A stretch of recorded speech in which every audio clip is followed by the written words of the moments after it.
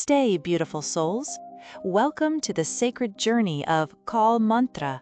Embrace divine grace. Let the celestial vibrations uplift your spirit and guide you toward inner peace, abundance, and divine blessings. Open your heart, chant with devotion, and awaken the infinite grace within you. Welcome, curious minds, to the deep dive. Today, we're not just, scratching the surface. We're plunging headfirst into a mystery that's, literally shaped an entire city. Picture this. A powerful deity, right?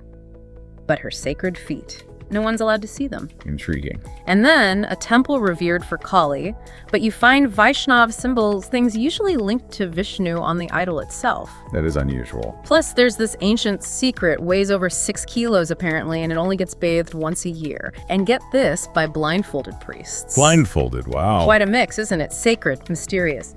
Okay, let's unpack this. Today we're doing a deep dive into the Kalighat Kali Temple in Kolkata. A place so significant it actually gave the city its name. That's right.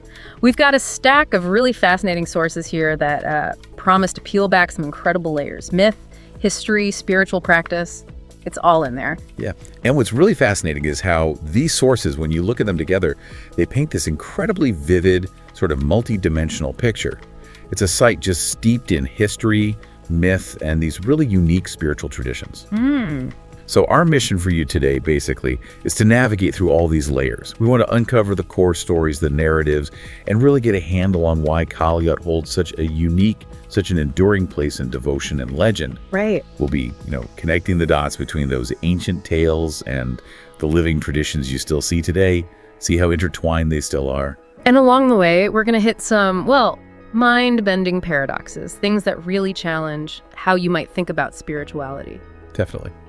Think about it, a temple for the fierce goddess Kali, but it's so linked with the gentle Lord Krishna that their identities almost seem to merge. It's a key point, that blend. We'll also uncover the story behind this hidden relic, the Satyanga, like a physical piece of a cosmic goddess. And we'll introduce you to the Bhairava, the protector deity there. Plus, we'll trace how the temple itself has changed over centuries, architecturally and spiritually. It's quite an evolution. It really makes you wonder, doesn't it?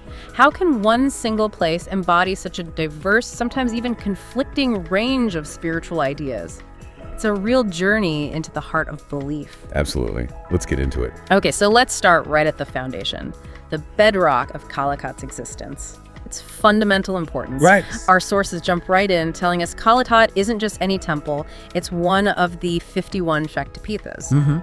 Hugely significant. And for anyone maybe not familiar, a Shakti Peetha is basically a shrine where, according to mythology, parts of the Goddess Sati's body fell after her death. Yeah, each spot is considered incredibly sacred, imbued with divine feminine energy, or Shakti.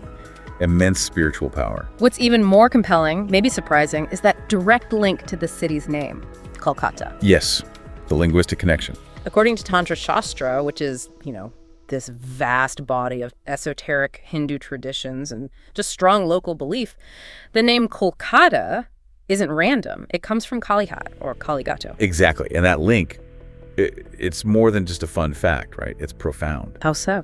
Well, it roots the city's whole identity deep in its sacred origins. It suggests this almost symbiotic relationship between the land, the deity, and the city that grew up around it. Like the city was born from the temple's energy. Pretty much. The real insight here isn't just the name, it's how deeply spirituality was woven into the fabric of urban identity back then. It shaped its growth, its culture. Right. Why would a major city, a center of commerce for centuries, take its name from a temple? Precisely. It implies this collective recognition of the site's power, its influence, like the city itself was kind of nurtured by the goddess's presence. Yeah. Our sources even mention the Kalighat Peeth Nirman Tantra, an old text, right? It says, Kaliketra Kolkata, the sacred region of Kali in Kolkata. Its importance is like Varanasi for Shiva devotees. Wow, that's a big comparison. Or like Vrindavan for Vaishnavs, followers of Vishnu Krishna. So that immediately elevates Kalighat's status hugely, puts it right up there with the most potent pilgrimage sites in India. It's a spiritual capital in its own right. That really reframes how you think about Kolkata, a spiritual blueprint laid down first. But beyond the name, what about the foundational myths? Because you said the ground itself is steeped in this cosmic story. Creation, destruction, grief, the whole Shakti Peetha concept. Exactly. The core myth is the story of Goddess Sati. She was Lord Shiva's divine consort. Right. She married Shiva, but her father, King Daksha, who was a Prajapati, like a progenitor of humanity, he really disapproved, hated Shiva's ascetic ways. Yeah, the classic disapproving father-in-law, but on a cosmic scale. Kind of. So Daksha decides to hold this massive yajna, a huge fire sacrifice, invites everyone, all the gods, sages everyone except Shiva and Sati. Ouch, a deliberate snub. Totally. Sati, she couldn't bear this insult to her husband. She goes anyway, hoping to reason with her father. Probably not a great idea. No.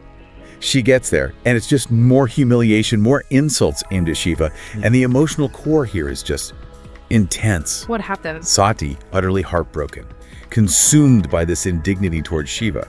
She makes the ultimate sacrifice. She self-immolates right there in the sacrificial fire. Wow. Chooses to leave her body rather than endure the insult.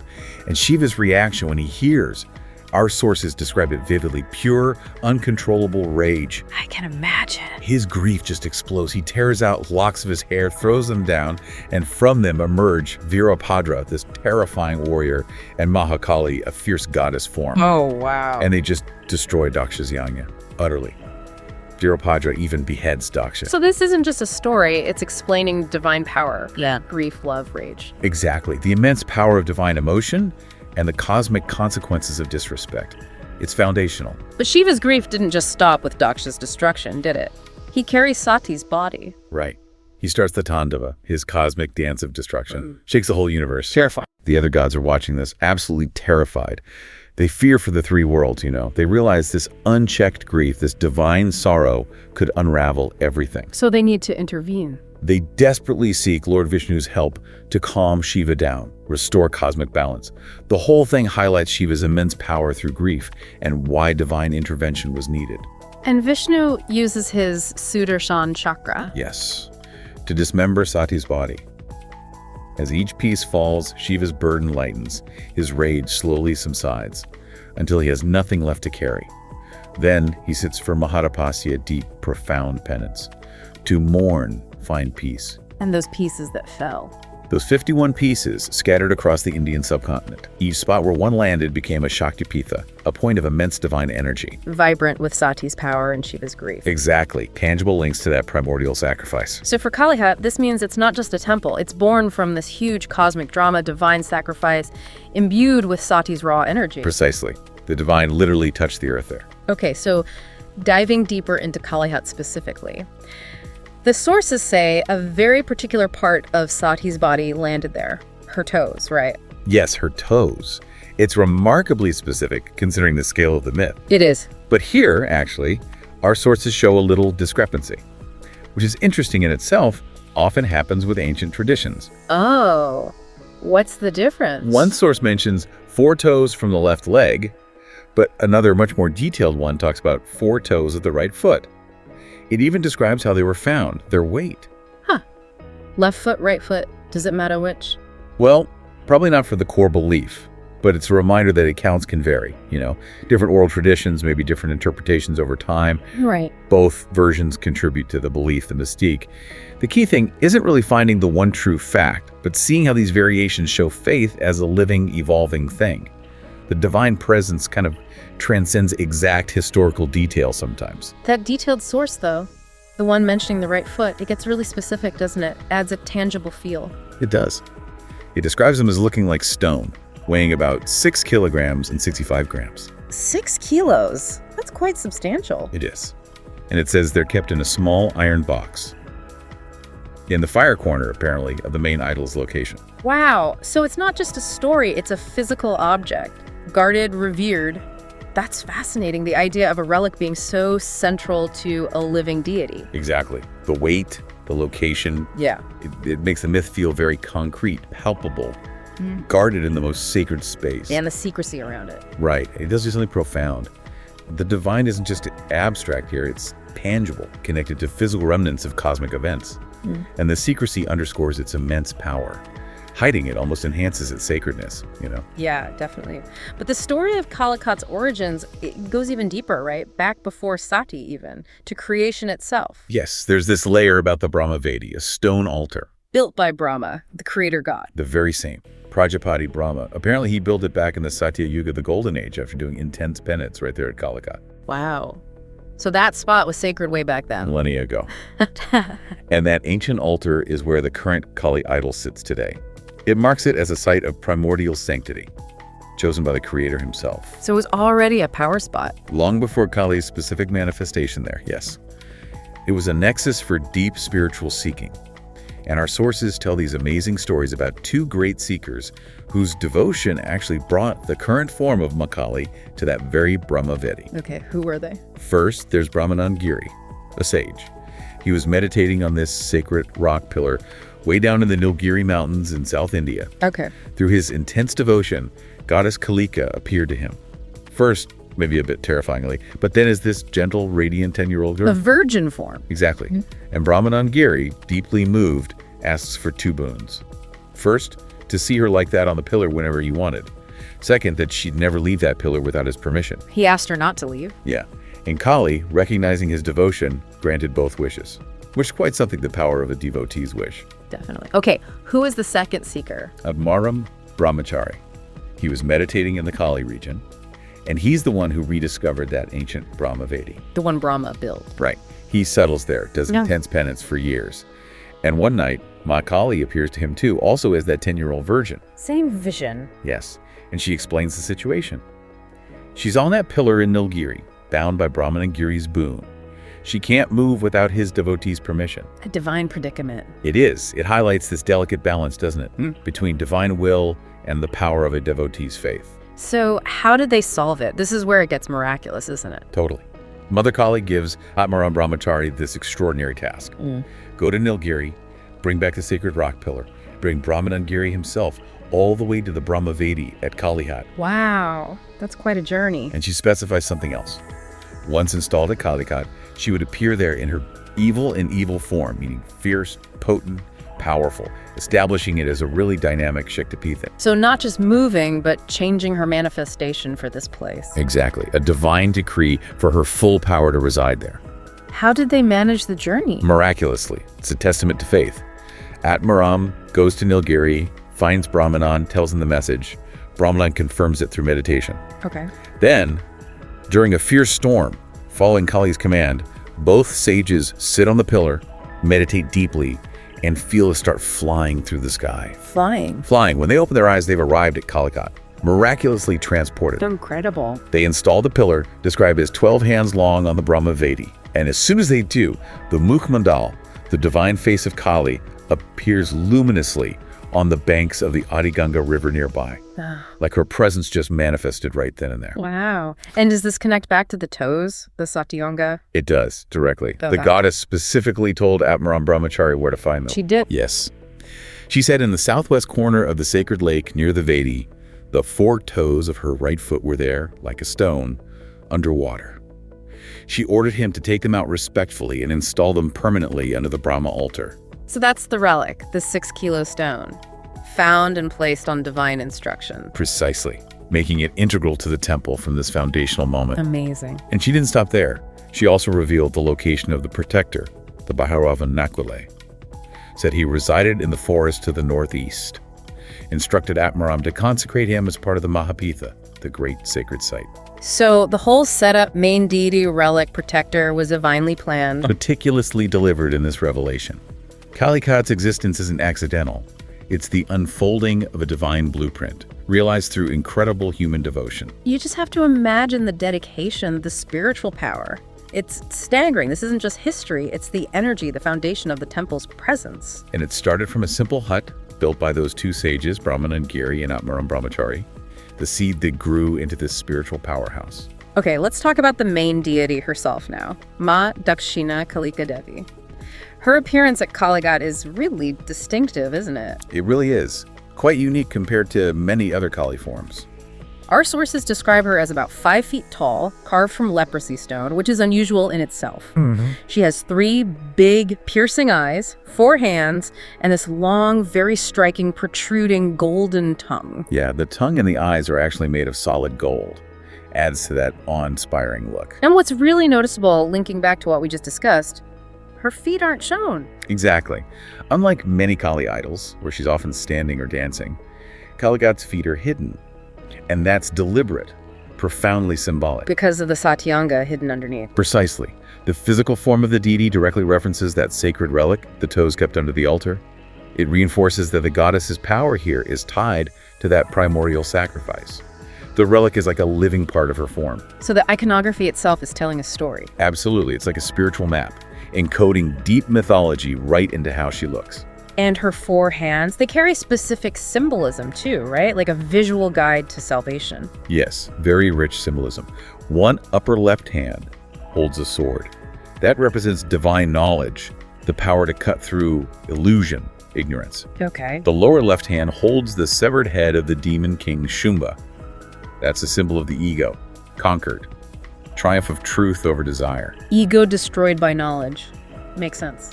And the right hands. They're in the Ashirvad and Abhaya mudras, blessing and fearlessness. So taken together, the message is pretty clear. Salvation, liberation, comes from destroying the ego, the head with divine knowledge, the sword, and that leads to blessings and fearlessness, the right hands. Wow. It's a whole sermon in just 4 hands. It really is. This specific iconography, fierce yet benevolent hidden feet, powerful symbols, is key to understanding the devotion and the theology here. It's a sophisticated visual language. But here's where Kalighat gets really, really interesting, presenting this spiritual blend that might surprise people, this Kali-Krishna connection, the Vaishnav link. Yes, this is one of the most unique aspects. For someone new to this, a fierce Kali temple having Vaishnav symbols. It seems like a contradiction, doesn't it? Can you help us sort of unpack that? Absolutely, it's captivating. Our sources mention a Mahishnabhraha, basically a Vishnu idol, specifically Vasudev, Krishna's father. Okay. And this idol is kept hidden inside the Garbhagriha, the inner sanctum, near the goddess. Yeah. Strictly forbidden for anyone to see. Hidden? Why hidden? That's part of the mystery. Oh. But its presence relates to a devotee named Pavanidas. His story bridges these two seemingly separate spiritual worlds. Okay, this is intriguing. Yeah. A hidden Vishnu idol in a Kali temple, and why kept from sight? It really speaks to this unique spiritual synthesis at Kalighat, doesn't it? Suggests a unity that goes beyond the usual Shaiva-Vaishnav divides. Exactly. It challenges those conventional boundaries, makes you question the supposed distinctions. So what's the story of Pavanidas? How did this come about? It's a great story. Pavanidas Chabahai, he was a devoted Vaishnava, a follower of Vishnu, came from East Bengal looking for his lost father. At Kalighat, he meets the temple guardian at the time, Bhuvaneshwar Brahmachari. Bhuvaneshwar is impressed by Pavanidas' devotion. He offers him a chance to become his disciple and eventually take over responsibility for the temple. Wow, big offer. Huge. But with 2 conditions. Ah, there's the catch. First, Pavanidas, a staunch Vaishnav, had to accept the Shakti tradition, meaning worship goddess Kali. That's a big shift. And second, he had to marry the sage's daughter, Uma Devi. Okay, what did he do? In an act of amazing spiritual openness, he agreed to both. He moved to Kalighat, and crucially, he brought his family deities with him. His Vaishnav deities. Yes, a Vigraha, an idol of Lord Krishna, and a sacred salagram Shaila, that special stone representing Vishnu called Madhusudan here. So he brought Krishna into the Kali complex. And he even built a Radha Krishna temple nearby, the Shamarai temple. So a definite Vaishnav presence established within this mainly Shakta place. But the real connection, the merging, came later, through an experience. Exactly. A profound spiritual experience Pavanidas had. One day, while worshiping Kali, he sees a miracle. What happened? The bright red sindoor paste on Kali's face, symbolizing her power, it had changed. Turned into orange sandalwood paste. The kind used for Krishna, symbolizing peace. Precisely. Yeah. He's stunned, rushes over to his Shamarai temple. The opposite had happened there. Krishna's orange paste had turned into red sindoor. Whoa! Like they swapped attributes. Exactly. It was taken as a direct, unmistakable divine message. Goddess Kali and God Krishna are not different. They are one. Wow. That's incredible. The insight here is profound, isn't it? Kalighat becomes this living example of the ultimate unity of the divine. Fierce and gentle aspects are just 2 sides of the same coin, transcending human labels. And this isn't just ancient history, it's a living tradition today. It absolutely is. Even now, during the night's Shayan Arti, when they put the deity to rest, a special orange or saffron Vaishnav tilak, a spiritual mark, is applied to Ma Kali's forehead. A Vaishnav mark on Kali. Yes. And it's shaped like 2 diamonds, symbolizing Shiva and Shakti as one. reinforcing that unity within duality. Amazing. That ritual plus the hidden Vishnu idol, it really shows this unique blend. It makes you think how rigid our categories can be when the divine itself shows such connection. It profoundly challenges those preconceived ideas, suggests a deeper unity. It's powerful that a place of such fierce Kali devotion can embrace Krishna worship so openly, shows a spiritual inclusivity. A testament that the divine is beyond our labels and forms, manifesting in countless ways, but always one. Exactly. Let's talk about the temple complex itself. It's got quite a history of development, hasn't it, from that first simple hut? Oh, definitely. It's evolved significantly. From the hut built by Atmaram and Brahmanangiri, it became a wooden temple in the late 16th century. Right. But the current structure, the grand one you see today, that was mainly built by a wealthy landowner, Santosh Rai, between 1799 and 1809. Must have cost a fortune back then. Huge amount. Sources say 2.5 million rupees initially, completed for 1 million. A vast sum. The whole complex is pretty large, about 2,087 square meters. The Kali Temple itself sits centrally, about 60 hands high. Quite imposing. And for visitors today, it sounds like it's quite accessible and developed. It is. There are 5 different entrances, always bustling. There's a new corridor now decorated with traditional Kalighat-style Patachitras scroll paintings showing myths and stories. Nice. Adds to the atmosphere. And getting there is much easier now, too. They recently opened a skywalk directly from the Kalighat metro station. Oh, that's useful. Avoids the crowds below. Exactly. It's only about 500 meters away.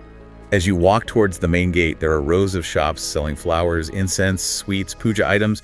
It creates this vibrant, devotional buzz before you even enter. You can almost smell the incense and hear the prayers just thinking about it. It's a full sensory experience. And the daily routine, it sounds relentless. Constant devotion. It really is. Starts before dawn, Brahma Muhurta, with Mangal Arti, waking the goddess. Then offerings of Sandesh, the sweet. Doors open, devotees pour in. Food offerings throughout the day. Yes, several times. Okay. Elaborate meals, seasonal fruits, sweets, often at specific times like 8 a.m., 4 p.m., following old rules. And worship continues pretty much non-stop until closing at 11 p.m. A constant cycle. And what's that about Kali Puja? She's worshipped as Lakshmi. Yeah, that's a really interesting local tradition. On Kali Puja, the main festival, they worship her as Lakshmi, the goddess of wealth. Highlights her diverse aspects, and the local blending of practices, Kali as the source of all forms. Fascinating. But within all this daily activity, there are some rituals that are really secret, really ancient, right? Definitely. Yeah. Practices steeped in reverence, hinting at deeper layers of interaction. Like the Snan Yatra, the bathing of the Sati Anga. That sounds incredibly mysterious. It is. Highly sacred. It happens annually on the full moon day of the month Ashad, which is just before the famous Jagannath Snan Yatra in Puri. And the temple closes for it. Completely closed to the public all morning. Underscores the secrecy and sanctity. How does the ritual actually work? It's very specific, very careful. An elderly pandit, specially chosen, undergoes purification. Then he's blindfolded. And his whole body is covered. To ensure absolutely no direct sight or contact with the relic, shows extreme reverence, maybe even suggests the relic's power is too intense to look at directly. Wow. Then what? He carefully takes the sacred toes, the Satyanga, from their iron box. Then they're bathed in the Kundu Pukur, that sacred pond within the complex. The recently renovated one. That's the one. After the bathing, the Angavastra, the sari that covered the toes all year, believed to absorb divine energy that's distributed to devotees as a special blessing. Carrying the relic's energy. Exactly. If you connect it all, the blindfolding, the covering, it's not just tradition. It really highlights the immense sanctity, maybe even the raw power, believed to come from the Satyanga. The secrecy is part of the sacredness. It preserves this intimate, shielded interaction, as if direct sight is too much for ordinary eyes. It really does speak to this deep belief in the relic's power. You have to imagine the atmosphere, reverence, mystery, needing such precautions. Makes you wonder about the energy in that small box. And the faith that's kept this going for centuries, bridging the cosmic and the human. Absolutely. Now, besides the main temple and this secret ritual, the complex has other sacred spots too, right? Showing even more diversity. Oh, yes. Several other places, each adding to the spiritual tapestry. Like the Balikar, the sacrificial place. Karkatala, yes. That's where animal sacrifices happen. 2 altars there. During big festivals like Durga Puja, Kali Puja, apparently hundreds of goats, maybe even buffaloes, are offered daily. 500, 600 a day. Wow. Intense. It is. But central to many forms of Shakti worship. An offering of life force. Then there's the Kundupukur pond itself. Where the bathing happens, its renovation shows its ongoing importance. And the Shamarai Mendir. The Radha Krishna temple, built by Pavanidas. Standing right there, a clear sign of that Vaishnava presence and the spiritual blend. Also a Mansa Devi temple for the serpent goddess. Yes, nearby. For protection from snakes, blessings of fertility, reflects more sort of folk traditions woven in. And the protector, the Bhairava, Nakaleshwar. Right. Every Shakti Peetha needs its Bhairava. His temple, the Nakaleshwara temple, is nearby too. It houses an ancient Shivlinga, symbol of Shiva. And Ganesha and Nandi. Yes, idols of Ganesha, the remover of obstacles, and Nandi, Shiva's bull, firmly anchoring the complex in Shaiva traditions as well. So you have intense sacrifice, serene Vaishnava devotion, serpent worship, Shaiva worship, all in one place. It's striking, isn't it, this juxtaposition? It perfectly reflects the broad spectrum, the inclusivity of Hindu traditions in India. Different paths, deities, philosophies converging, coexisting, enriching each other. A living example of spiritual pluralism. It's a powerful reminder that spirituality isn't always neat or exclusive. Often it's this vibrant, complex mix. And outside the main complex, the surrounding area reveals even more layers, right? Including some pretty intense history. Yeah, just outside the main temple area, you find the Kiratala crematorium, also called Kira Kla. Right, located southwest of the temple, on the bank of the Adi Ganga. And our sources describe it as a Jagrat Maha cremation, meaning like an awakened great cremation ground. Constantly active, the fires never stop. That sounds intense, and it has an ancient, maybe darker history too, as a tantric hub. Very much so. It was a famous center for really intense tantric practices. Attracted all sorts of sadhaks, spiritual seekers on unconventional paths. Like who? Practitioners of Kolachar, Vamachar, the left-hand path. Agor is known for extreme practices around death. Catholics using skulls, Karl Sadaks doing fierce austerities. Wow. These sound like traditions that really confront death and taboos head-on. Exactly, that was the point. Yeah. Using those intense experiences as a path to liberation, enlightenment. So, what does this mean historically? The sources mention human sacrifice. Our sources do state clearly that at one time human sacrifice was practiced there.